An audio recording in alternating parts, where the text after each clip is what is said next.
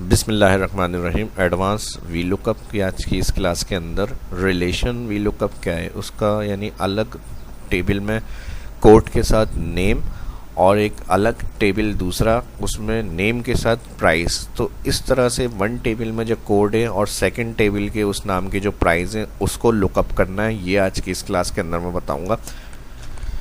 तो आज की ये क्लास देखने के बाद वी लुकअप की अहमियत का अंदाज़ा आपको हो जाएगा कि एक्सेल में कितना इम्पोर्टेंट है और ज़रूरी है वी लुकअप को समझना, जो एक्सेल यूज़र हैं जिनको आता है, और ये इस तरह की कंडीशन में कैसे इसको यूज़ किया जाता है, कैसे अप्लाई होता है, मुश्किल से मुश्किल काम को हमारे लिए आसान करता है वी लुकअप। इसके अंदर मैं आज समझाऊँगा। तो चलिए शुरू करते हैं आज की इस क्लास को। माइक्रोसॉफ्ट एक्सेल को ओपन करेंगे।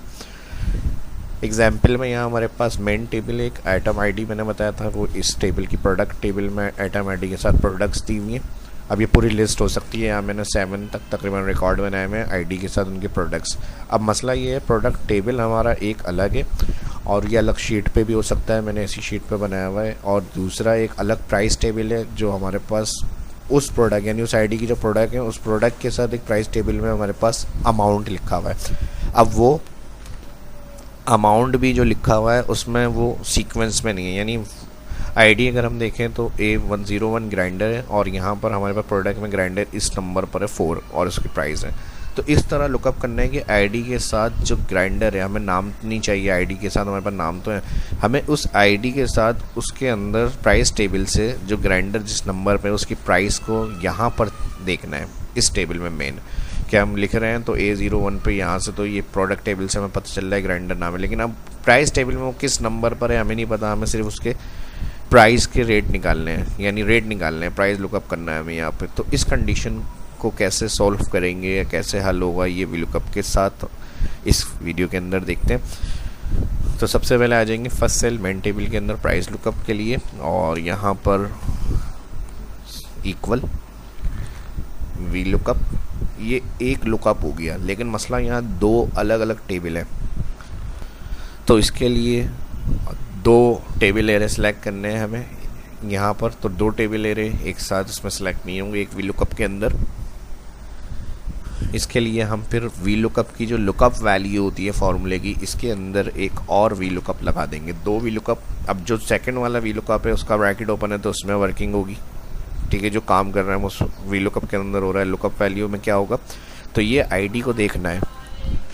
तो सेकंड वाला वी लुकअप ब्रैकेट ओपन में जो लुकअप वैल्यू उसमें जो आईडी का फर्स्ट सेल है इसको सिलेक्ट करना है, और इसको सिलेक्ट करेंगे तो क्लिक अगर ना हो, क्योंकि मेरे पास फर्स्ट कॉलम से एंट्री है, अगर आपका सेल क्लिक ना हो रहा तो ऊपर आईडी पे क्लिक करें।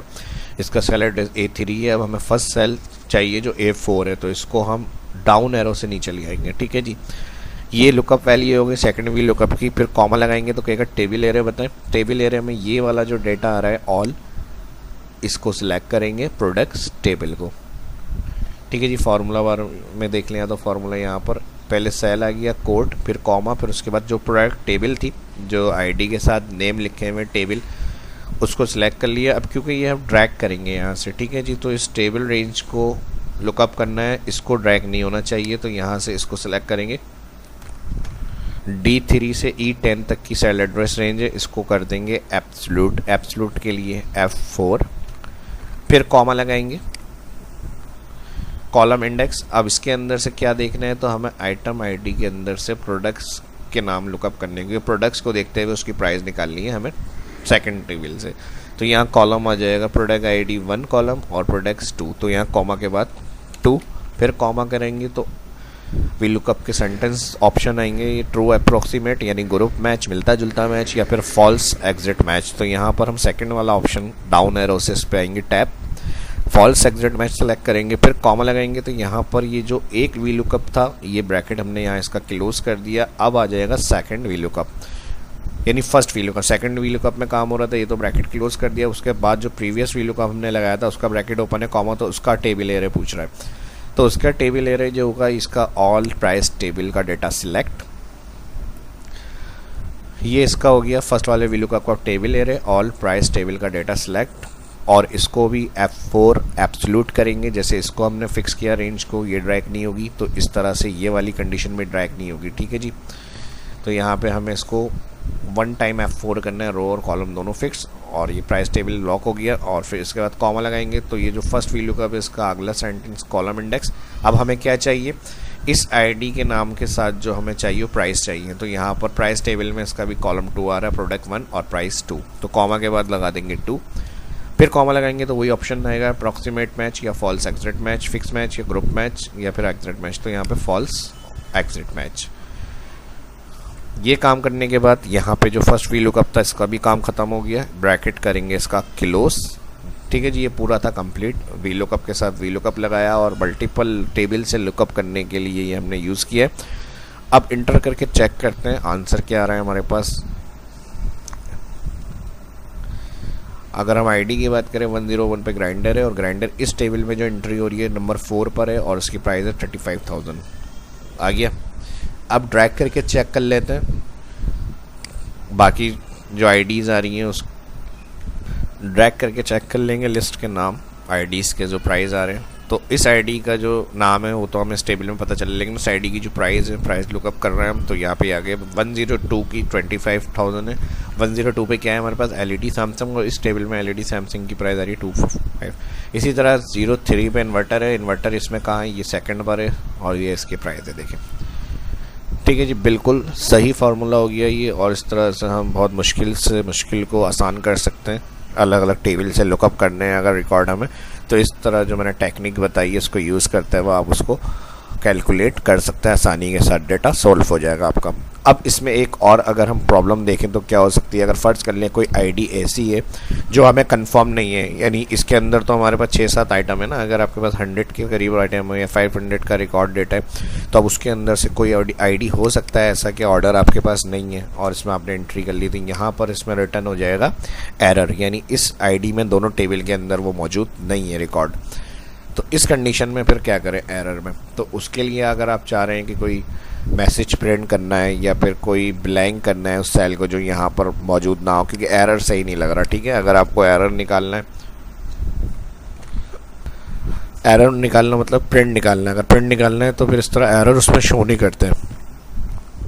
तो इस चीज़ के लिए हम क्या करेंगे, यहाँ पर फर्स्ट सेल में जो फार्मूला लगाया है इधर आके क्लिक करेंगे और इधर हम करा देंगे इफ़ एरर, और इफ़ एरर में ये सारे फार्मूले जो VLOOKUP के लगे हुए हैं इसके अंदर आ जाएंगे, और यहाँ पर एंड में जहाँ एंड हो रहा है इन दोनों VLOOKUP का ब्रैकेट क्लोज हो रहा है, तो इधर हम कॉमा और 2 दफ़ा इन्वर्टेड कॉमा दे सकते हैं ब्लैंक के लिए।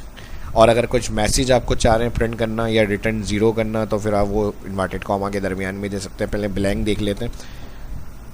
अब जैसे पहले और इंटर करके देखें यहाँ पे फार्मूला अप्लाई हो गया, ड्रैग करके चेक कर लेते हैं इसको, और किसी एक आईडी को चेंज करेंगे यहाँ से।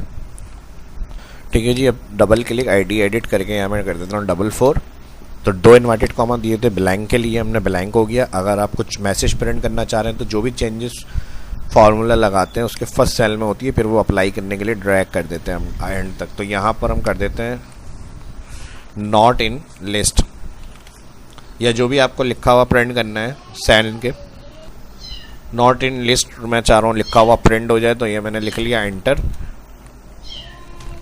अब अगर आईडी चेंज होगी तो ड्रैग में हमारे पास वो टेक्स्ट लिखा हुआ प्रिंट हो जाएगा। इसको हम चेक कर लेते हैं यहाँ पे 40 नॉट इन लिस्ट। और इसी तरह अगर रिटर्न 0 करना है तो यहाँ पर जो भी आपको लिखना होगा इधर आप टाइप कर सकते हैं, 0 कर दें।